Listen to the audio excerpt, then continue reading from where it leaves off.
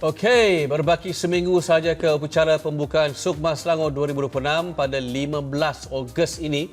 Dan untuk mengupas dengan lebih mendalam mengenai peluang, sasaran serta penampilan kontingen negeri-negeri yang akan bersaing, kita bawakan, tadi kita tengokkan gambar ada tiga sosok kan, wartawan tiga sosok arena kan. utama Sukma kita edisi kali ini. Baik, kali ini kita akan bawakan wartawan Ainul Abdul Rauf. Khabar? Khabar baik. Never been better. Debut di Nadi Weekend. Ya, Debut? betul. Debut. Okey, jom kita bully dia. Janganlah Debut. bully, kita kena jaga dia. Alright. Pakai krim rambut apa? Cantik rambut lah. Ni, pomade lah, pomade. Moment. Pomade. Nampak? Oh, Dia dah dia. tua, dia tak tahu pomade. Abang pakai green cream. Okey. Okay. Serius. Okey, Let's keep okey. it serious. Baik, kita nak bincangkan tentang kontingen-kontingen yang akan beraksi. Tapi sekarang ni kita nak tumpukan kepada juara 4 kali dan juara 2024. Ya, betul. Sarawak. So you careful tau cakap pasal Sarawak ni. Okey, mungkin ada sesuatu yang nak diperkatakan terlebih dahulu tentang kontingen Sarawak dengan kejayaan mereka pada 2024, mungkin nak imbas sikit.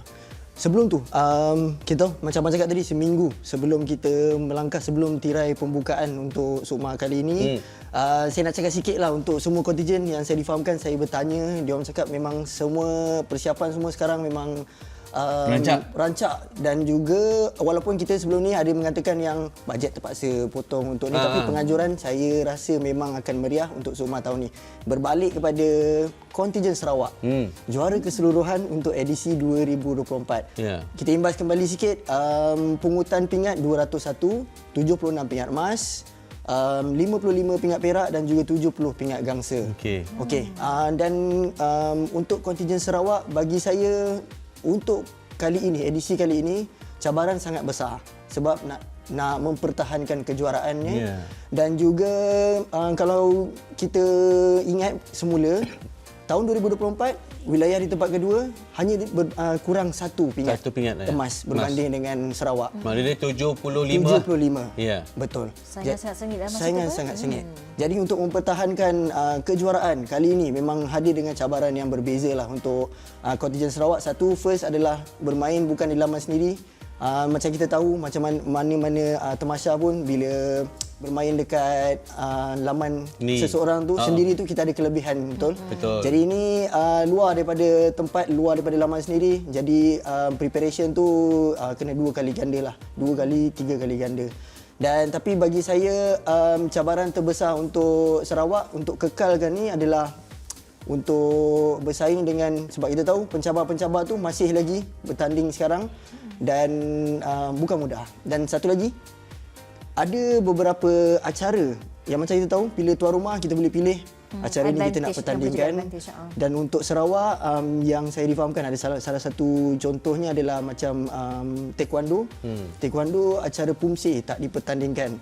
Sedangkan untuk tahun 2024 ada beberapa pingat emas atlet yang daripada acara PUMSE. So agak kekurangan kat situ lah yang perlu diperbaiki, yang perlu diambil kira lah untuk kontingen Sarawak. Perlu ada strategi yang bijak lah untuk mereka memastikan bahawa mereka terus boleh memberikan saingan. Okey, kalau kita lihat kepada pemenang pingat emas ataupun pemenang pingat di Sukma edisi yang lepas, ada tak any atlet daripada kontingen Sarawak yang tidak lagi beraksi di Selangor kali ini, Ainul? Ya, betul. Itu salah satu lagi cabaran untuk kontingen Sarawak. Sebab memang saya boleh cakap atlet yang pergi ni adalah atlet yang memang sangat menyumbang pada kontingen Sarawak pada 2024. Dan nama-nama ni memang nama-nama yang sangat besar, yang sangat meningkat lah. Sekarang kita, bila kita sebut nama atlet ni pun kita tahu, okey, memang sekarang ni dia tengah mengurak langkah lebih jauh dalam karier untuk profesional kan.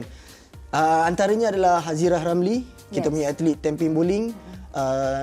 Waktu tahun 2024 dia berjaya menyumbangkan 4 pingat emas untuk kontingen Sarawak, dan kali ini tak dapat bertanding kerana macam kita tahu ada syarat-syarat kelayakan umur 21 tahun. Jadi Hazirah salah satunya yang tidak dapat bertanding untuk edisi Selangor 2026. Yang kedua adalah Jonah Chang, anak Rigan. Jonah Chang membawa menyumbang 3 pingat emas untuk kontingen Sarawak 2024. Lontar peluru, rejam lembik, lontar peluru, lempar cakra dan juga baling tuku besi. Seorang lagi untuk wushu, Stephanie Ngu, 3 pingat emas juga. So untuk antara prospek, antara atlet-atlet Yang sebelum ini bersama dengan kontingen Sarawak, tapi tak ada lagi untuk kali ini edisi 2026 di Tapi Selangor. kan kalau kita tengok ada bigger picture, mereka ni kita tahu bakat mereka ni agak sangat-sangatlah tinggi. Betul. So ini adalah berita baik untuk peringkat kebangsaan. Betul. Sebenarnya dia peringkat kebangsaan, ini berita baik. Okey, sukan mana yang akan jadi fokus Sarawak sebagai lubuk emas kali ini? Kita tahu mereka ada menguasai beberapa sukan. Mungkin Ainul ada idea? Bila macam kita sebut, bila Sarawak sangat sinonim dengan Datuk Pandai diving. Lela Aquatic. Ya, betul. Akuatik memang bagi saya, dan saya bertanya juga dengan kontingen di Sarawak, memang ini adalah sukan yang diberi tumpuan sepenuhnya. Yang paling utama kerana seperti tahun 2024 pun akuatik berjaya menyumbang 18 pingat emas untuk kontingen Sarawak, dan kita memang tahu Sarawak memang power untuk akuatik. Tak kisahlah renang ataupun terjun, memang power. Jadi itu salah satu sukan tumpuan yang saya rasa mungkin tahun ini pun memang ada pencabar-pencabar daripada kontingen lain, tapi Sarawak saya rasa memang boleh kill lah untuk acara Tapi mesti akuatik. ada kontingen lain nak cuba pecah dominasi ni. Mesti ada punya. Okey, baik. Sementara itu kita saksikan ini antara sasaran yang ditetapkan oleh kontingen Sukmas Sarawak dengan mensasarkan 75 pingat emas dengan menerusi penampilan 763 atlet melalui 37 sukan daripada 469 acara. Itu pilihan mereka, dan mereka meletakkan renang, terjun, petong, 3 sukan sebagai lubuk emas. Baik, Ainul. Ya. Negeri mana yang mampu menjadi pencabar untuk Sarawak? Kalau tadi Ainul sebutkan dari acara terjun dan juga renang. Betul. Negeri yang paling hampir rasanya mampu untuk mencabar Okey. pasukan kontingen Sarawak. Sarawak. Okey. First, kita kena ambil kira tuan rumah sendiri. Tuan rumah mesti, walaupun kita boleh cakap mungkin diorang ada kekurangan sikit, atlet mungkin tak dapat pendedahan atau sebaliknya atau semua tu, tapi bila dah jadi bermain di laman sendiri, diorang akan buat sebaik mungkin untuk cuba menjadi juara keseluruhan kan. Jadi tapi bagi saya, selain Selangor, satu lagi wilayah persekutuan.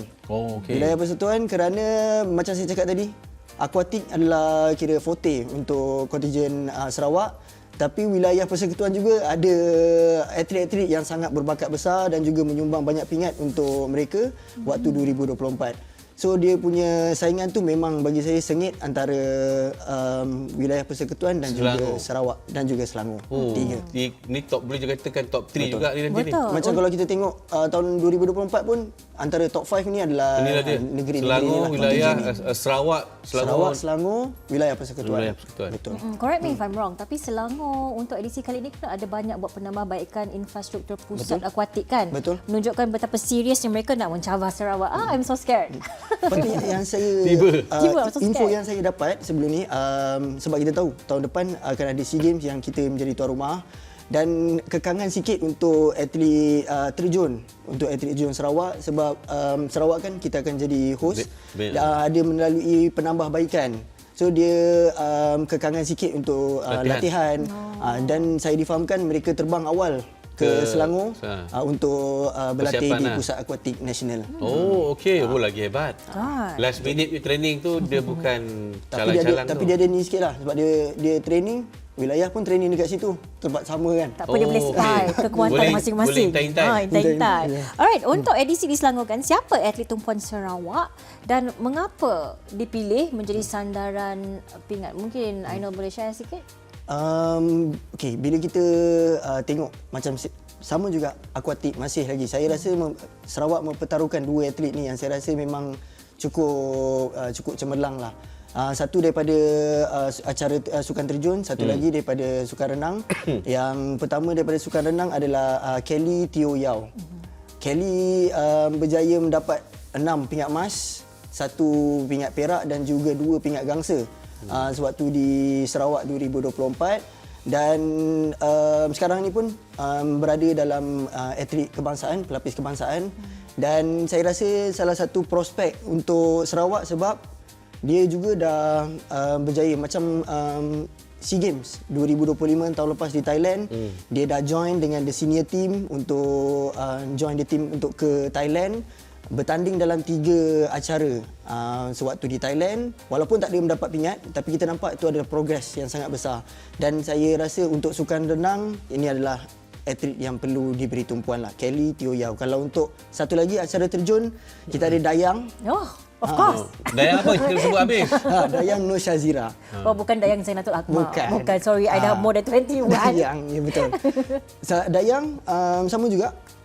Dia 3 emas untuk Sukma 2024 di Sarawak, dan saya rasa untuk terjun, kita tahu macam mana Datuk Pandalila Rinong, sama juga template dibawa, latihan apa semua. So Dayang ni antara yang menyelah lah untuk yang saya rasa perlu diberi tumpuan untuk kali ini. Okey, baik. Yang terakhirnya Ainul, tanpa menidakkan persiapan yang sangat jitu Selangor. Ya. Bagaimana dengan persiapan Sarawak yang mungkin juga agak baik? Betul. Mampukah mereka menjadi antara pencabar utama untuk tuan rumah Selangor? Ya. Macam kita cakap tadi, sukar sebenarnya sebab dah ada kehilangan, tapi saya pasti macam kita tahu CDM untuk kontingen Sarawak, Timbalan Menteri Sukan untuk Sarawak juga mengatakan mereka sangat bersedia. Selepas daripada habis Sukma 2024 pun mereka sudah teruskan buat persiapan. Dan banyak juga saya difahamkan ada jurulatih-jurulatih yang baru dibawa masuk untuk sukan-sukan yang mereka rasa okey, ni perlu diberi perhatian lebih. Dan saya pasti mencabar, tapi Sarawak boleh untuk cuba mengekalkan mereka punya kejuaraan pada tahun lalu. Pada tahun 2024. Mereka memang nak jadi pencabar lah. Betul. Memang nak jadi pencabar. Cabaran hebat untuk Sebab Selangor. dia punya target sasaran dia 75 untuk tahun ni, untuk edisi tahun betul. ni. Dia orang dapat waktu 2024 76. So saya rasa memang tak mustahil mereka boleh capai sasaran, 75 tu. pingat emas. Betul. Okey, apa pun terima kasih kepada Ainul. Sama-sama. Akan terbang ke Sarawak ke tak kan? Tak, kat sini. Sini je lah. Kat sini je. Bagus debut dia di weekend kan? Perform. I'm Tadi proud saya of tengok- you. Thank you. Tadi Terima saya tengok kasih. dia study tak bangun daripada meja. Kan? Good job. Jangan China cakap orang. penampilan yang hebat. Okay, terima kasih. Selamat Okey. bertugas di Sukma nanti. Baik. Alright. Okay, moving on.